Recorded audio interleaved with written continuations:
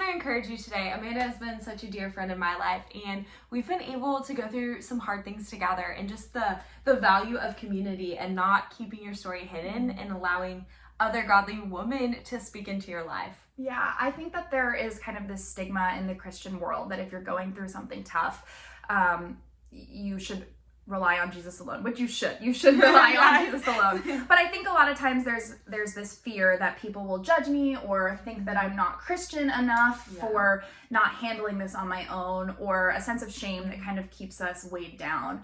But the Lord actually gave us community and fellowship so that we can read the word to each other. We call each other and pray and just speak encouragement over each other's lives. Yeah, and call each other higher and say, hey, this is not who God's called you to be. He's actually said this over you, and that's a lie that you're believing. And going to battle for your friends and not letting the enemy take them over, and not letting the enemy have a footstool in your heart and in your life. And we've just seen the power of vulnerability and going through hard things together as friends and not giving up on one another. And it's just been really the biggest gift this side of earth I feel like I've ever experienced, is deep friendship, where you can just like lock arms together and go through hard things and not compare, and just continue to walk faithfully with Jesus together and not separate. Yeah, the Lord just gave me a word there about like what the Bible says about fellowship and the enemy, and the fact that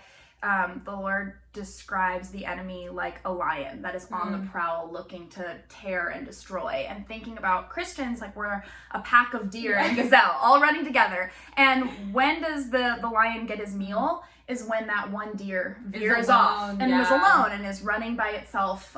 That's when the lion is there to attack and tear apart.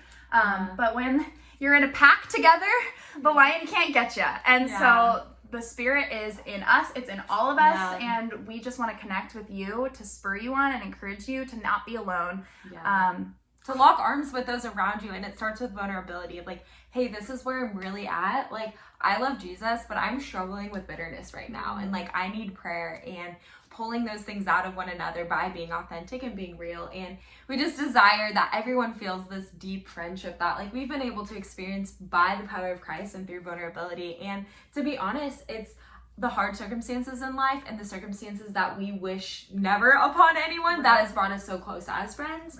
And so, I think even in COVID, realizing like we need friends and we can't do this life alone. So I just wanted to encourage you guys to grab arms, to link arms with other women and fight the good fight and be together in vulnerability and authentic girl community.